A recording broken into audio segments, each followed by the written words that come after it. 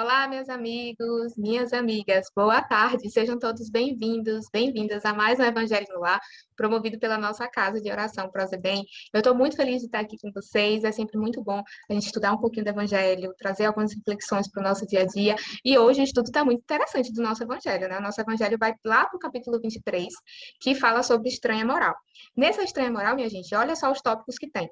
Quem não odiar seu pai e sua mãe, abandonar pai, mãe e filhos, deixem os mortos enterrarem seus mortos e não vim trazer a paz, mais a divisão. Olha quantos tópicos interessantes para a gente refletir, que são frases ditas pelo mestre, né? O que será que ele quis dizer com tudo isso? Será que é para abandonar mãe e pai mesmo? Será que é para odiar mãe e pai? Porque não, Jesus disse que não veio trazer a paz, mais a divisão. Foi isso mesmo que ele disse, tá certo? O que será que o Evangelho fala para a gente? Então, a gente vai descobrir hoje, tá certo? Mas para nós começarmos o nosso Evangelho, vamos para a nossa mensagem de abertura. Hoje ela está lá no livro Vida Feliz, certo?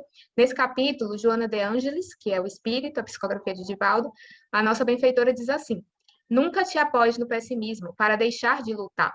O que os outros conseguem através do trabalho, obterás também, se tiveres paciência e perseverança.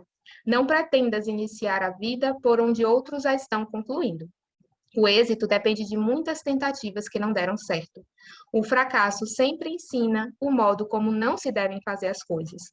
Insiste no teu serviço com otimismo e avança com vagar na direção da tua vitória. Cada dia vencido são 24 horas que ganhaste. Então, inspirados por essa mensagem maravilhosa, vamos fazer a nossa prece?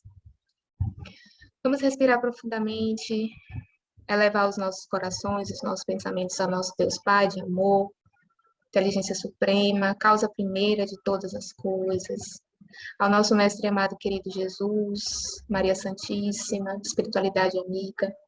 Nós te louvamos e agradecemos, Deus Pai de infinita bondade, Senhor das nossas vidas, pela oportunidade que hoje temos, Senhor, de nos reunirmos aqui para meditar, para refletir um pouco mais sobre os evangelhos, sobre essa mensagem sublime trazida pelo Mestre Jesus.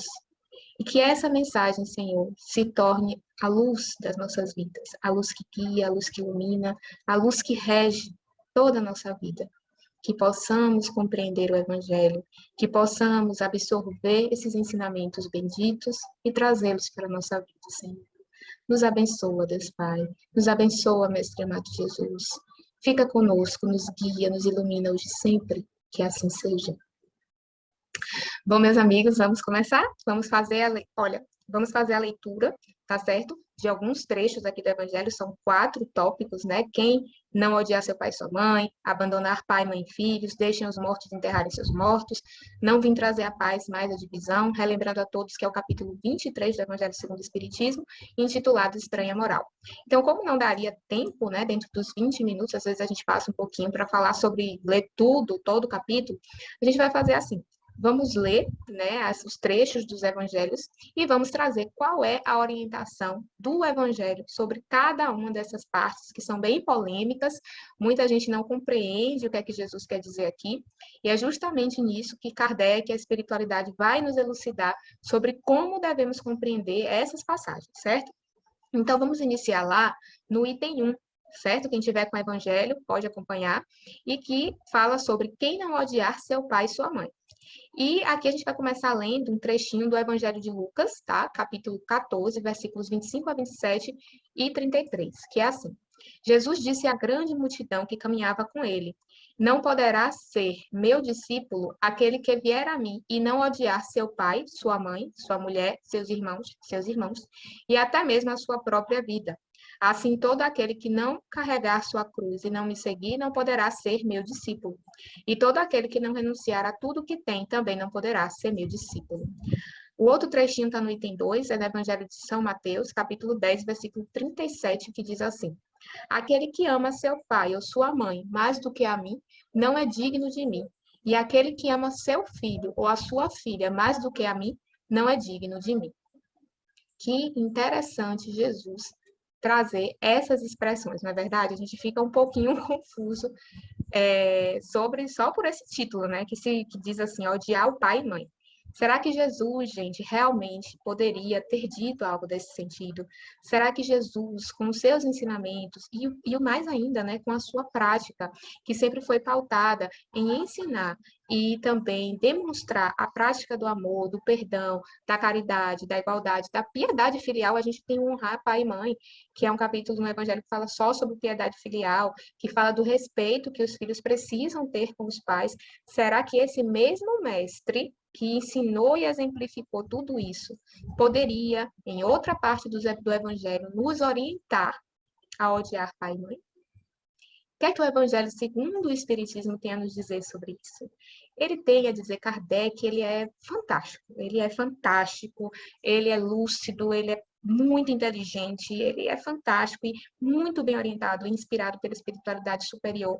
Ele vem nos esclarecer aqui primeiro ponto, que os evangelhos, eles não foram, gente, escritos na época de Jesus.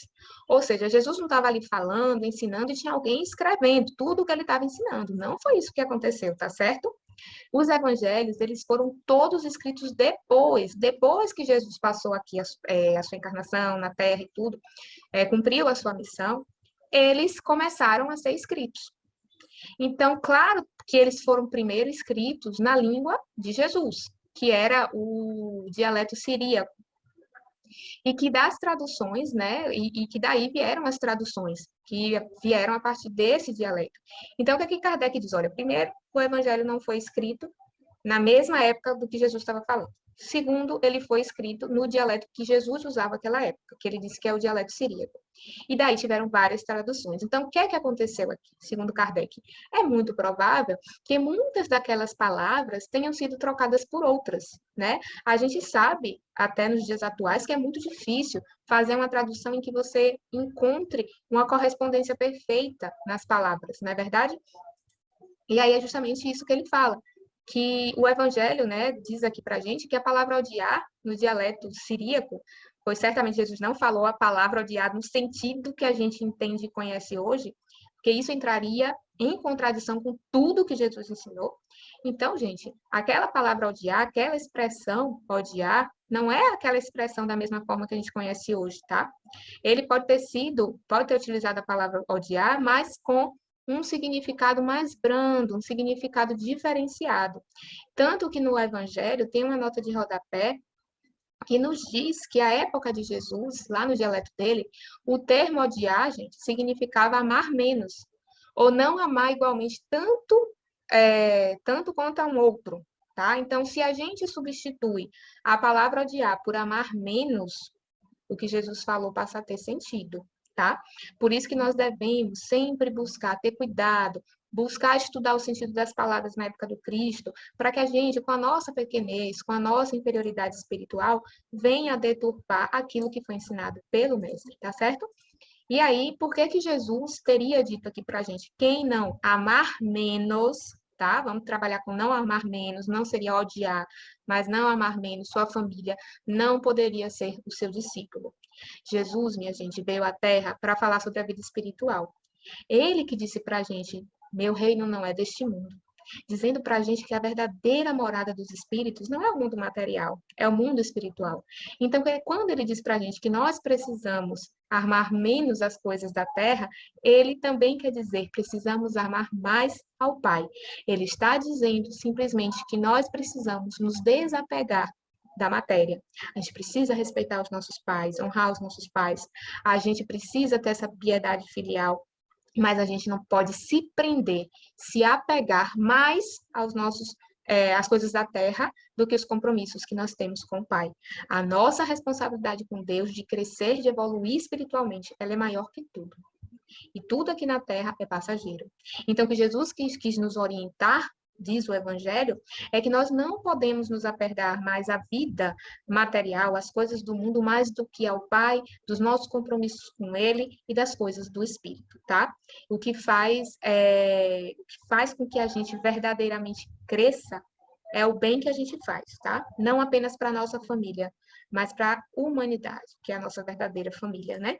Que um dia ainda vamos chegar a ter esse entendimento de que realmente a nossa família é toda a humanidade. Quando a gente chegar nesse entendimento, a gente sublimou, não é verdade? Tem um outro ponto aqui, que é o abandonar pai, mãe e filhos, tá? No item 4, temos o Evangelho de São Mateus, item, capítulo 19, versículo 29, que diz assim: todo aquele que, por amor a mim, deixar a sua casa, deixar suas terras, o seu pai, a sua mãe, toda a sua família, receberá 100 vezes mais e terá como herança a vida eterna. Outro trecho, no item 5, Evangelho de São Lucas, capítulo 18, versículos 28 a 30, que diz: então Pedro disse a Jesus: nós deixamos tudo para seguir. E Jesus lhes respondeu: Pedro, em verdade, eu lhe digo que não existe ninguém que tenha deixado pelo reino de Deus a sua casa, seu pai, sua mãe, toda a sua família, que já não tenha recebido neste mundo muito mais, e nos séculos por vir, a vida eterna. Item 6, também Evangelho de São Lucas, no capítulo 9, versículos 61 e 62. Um outro lhe disse: mestre, eu também quero seguir com o Senhor, mas deixe que eu vá primeiro à minha casa, vender todos os meus bens. E Jesus lhe respondeu: todo aquele que tenha colocado a mão no arado, olhar para trás, não é digno do reino de Deus. E aí a gente pergunta: nossa, Jesus quis então que a gente renunciasse às nossas famílias. É isso mesmo? Era para a gente abandonar tudo, largar tudo, nossas famílias, nossos bens, tudo. Será que foi isso? Ele mandou abandonar tudo, gente, largar tudo. E aí o Evangelho vai dizer: calma, calma, que vocês estão muito emocionados, viu? O que Jesus quis ensinar aqui, gente, é que os interesses da vida futura, da vida espiritual, eles devem se sobrepor a todos os interesses e considerações humanas, certo? E essa ideia, se a gente observar, ela realmente está de acordo com os ensinos de Jesus. E aí a gente passa a entender, com o exemplo que Kardec traz, depois vocês deem uma lida, que ele diz assim, que a gente abandona a nossa família em favor da pátria, em favor do casamento, né? E isso é normal, a gente entende de uma forma normal, de uma forma tranquila, mostrando aí para a gente que essa passagem é realmente um chamado de Jesus, para que a gente não fique preso à matéria, para que a gente não fique preso aos interesses materiais, às coisas do mundo, né? E lá no último parágrafo, Kardec, inclusive, ele ressalta muito a importância da vida futura, né? Não no sentido assim de dizer que os laços de amor, de respeito com a família devem ser rompidos. Esse nunca vai ser o ensinamento do Cristo. Ele apenas adverte que esses laços, mais uma vez, não podem ser maiores do que os nossos compromissos com o Pai, dos nossos compromissos na espiritualidade com o nosso espírito, certo? É unicamente isso que Jesus quer trazer para a gente. E eu acho que pelo tempo a gente vai conseguir ver mais um item, né? Que é: deixem os mortos enterrarem os seus mortos. Vamos ver lá no item 7 o que é que Lucas fala no capítulo 9, versículos 59 e 60. Ele diz assim: Jesus disse a um outro: segue-me. E o outro lhe respondeu: Senhor, permita que eu vá primeiro enterrar meu pai.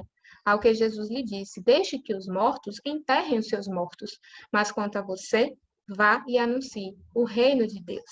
Eita, será que Jesus, então, ele foi tão insensível assim, de não deixar nem o pobre do rapaz aqui enterrar, né, o pai dele que tinha falecido? Será que Jesus foi assim tão insensível? Foi isso que ele quis dizer, né? Então, pelas considerações anteriores, a gente já pode compreender que Jesus estava comparando né, a humanidade terrena, gente, a um estado de morte. E que a vida espiritual, a vida futura, ela é infinitamente mais bela, mais maravilhosa, comparada com a vida terrena, que é de sofrimento, que são de dores, de angústias. Então, Jesus estava dizendo para aquele jovem, assim, olha, não se apega à matéria, vá trabalhar, vá pregar e viver o evangelho, porque é essa conduta que vai te levar ao reino dos céus, que é o reino de felicidade, que é o reino da perfeição, é o reino angélico. E aí Jesus quis dizer, né, para esse jovem, para esse rapaz, que deixe o resto da humanidade, que está aí como uma morte, presa à vida material e aos interesses do mundo, a essa humanidade que ainda está presa à matéria, deixa a ela a responsabilidade de enterrar seus mortos, porque eles ainda têm essa ligação, eles ainda estão presos com essa matéria. E enquanto nós estamos nessa condição, nós estamos mortos ainda para a vida espiritual, nós ainda estamos mortos para a nossa existência como espírito imortal que somos. Então, Jesus estava lhe dizendo que aqueles que tinham a preponderância de sua vida, de suas atitudes na matéria, né? Quando a gente se apega a essa matéria, nós estamos como que mortos. Então, a nós que estamos presos a essa matéria, nós teríamos a responsabilidade com os nossos mortos, porque estaríamos todos na mesma condição. E ao contrário do jovem que Jesus orientou, vá pregar, vá viver o evangelho, Jesus utilizou uma frase forte, né? Para esse povo, ele precisava falar dessa forma, para que o povo despertasse para as verdades do Espírito. Então, ele precisava se valer de palavras muito fortes. E, mais uma vez, Jesus não desrespeita a piedade filial, o dever do filho para com seus pais. Aquelas palavras tinham um significado muito mais profundo, tá? Que é justamente representar que as pessoas apegadas à matéria estão como que em um estado de morte para a verdadeira vida, que é a vida espiritual. E a elas cabe a responsabilidade de enterrar os seus mortos, certo? Para nós, para os outros que já despertaram para as realidades do espírito, ele diz: não se apegue a isso. Viva o evangelho, pregue, viva o evangelho, que é isso que vai te levar para a felicidade espiritual, que é a vida eterna, que é a vida do espírito, certo? E, por fim, nós temos aqui, não vim trazer a paz, mas a divisão. Olha o que tem lá no item 9. Não pensem que eu vim trazer a paz para a terra. Eu não vim trazer a paz, mas sim a espada. Eu vim para separar o filho de seu pai, a filha de sua mãe e a nora de sua sogra. E o homem terá como inimigos aqueles que moram em sua própria casa. Evangelho de São Mateus, capítulo 10, versículos 34 a 36. Item 10. Eu vim lançar o fogo sobre a terra. E o que eu mais desejo é que ele se acenda o quanto antes. Tenho que ser batizado com batismo, e como é grande a minha angústia para que eles se realizem.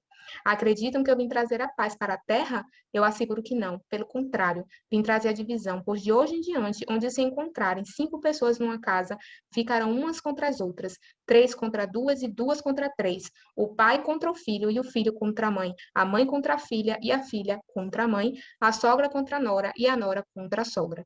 Evangelho de Lucas, capítulo 12, versículos 49 a 53. O que é que o Evangelho fala para a gente sobre esse trecho, pessoal? Só para a gente encerrar aqui. Ele esclarece para a gente que a verdade trazida por Jesus, gente, suas ideias eram completamente diferentes da realidade da época. Jesus veio falar numa época muito difícil da humanidade, que ainda estava tudo muito ainda muito incipiente. Ele veio falar de amor, de igualdade, de fraternidade, colocar o pobre e o rico numa mesma condição, não fazer diferença entre ninguém. Então, essa ideia era completamente contrária aos interesses da época, aos interesses da alta sociedade, das pessoas muito poderosas.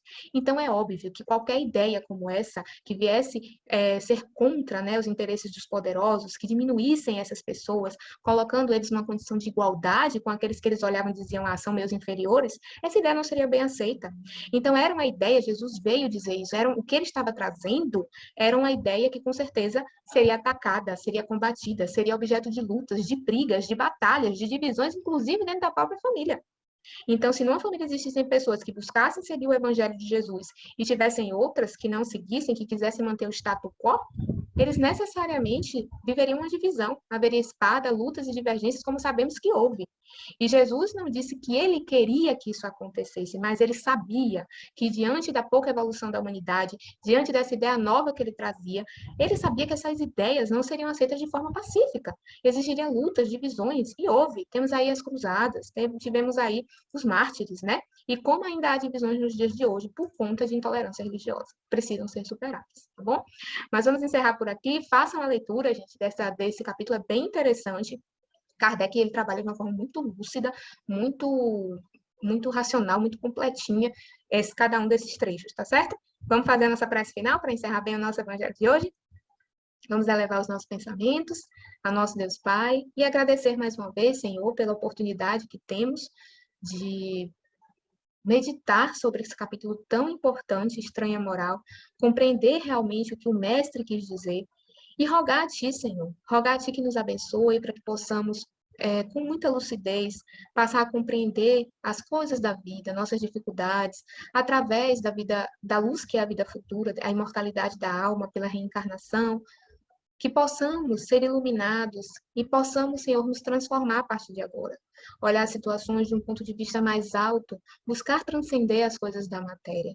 Nos ilumina, Senhor. Precisamos ainda tanto de Ti. Somos tão pequenos, tão inferiores, Senhor, espiritualmente, que rogamos a Tua luz.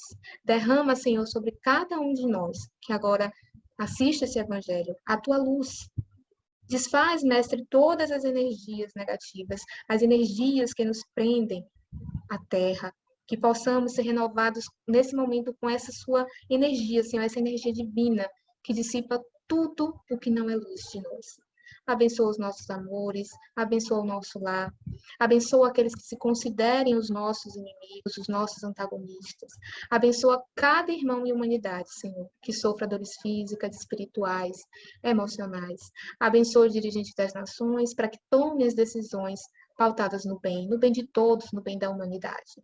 Enfim, Senhor, abençoa esse planeta escola, esse planeta abençoado que é o planeta Terra, e que o teu reino de amor, Senhor, e de paz se instale na consciência de cada irmão. Fica conosco, Senhor, nos abençoa, nos envolve, hoje e por todo sempre. Que assim seja. Gratidão, meus amigos, espero que a gente se veja em breve em mais um Evangelho no Lar. Até mais!